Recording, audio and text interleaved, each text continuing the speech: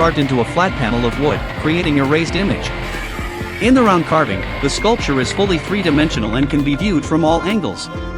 2. Whittling. Whittling is a form of carving that relies primarily on a knife to shape the wood. It is often associated with folk art and involves making small, detailed figures. 3. Chainsaw sculpting. A more modern approach, chainsaw sculpting uses a chainsaw to create large-scale wooden sculptures. This technique is both impressive and challenging, requiring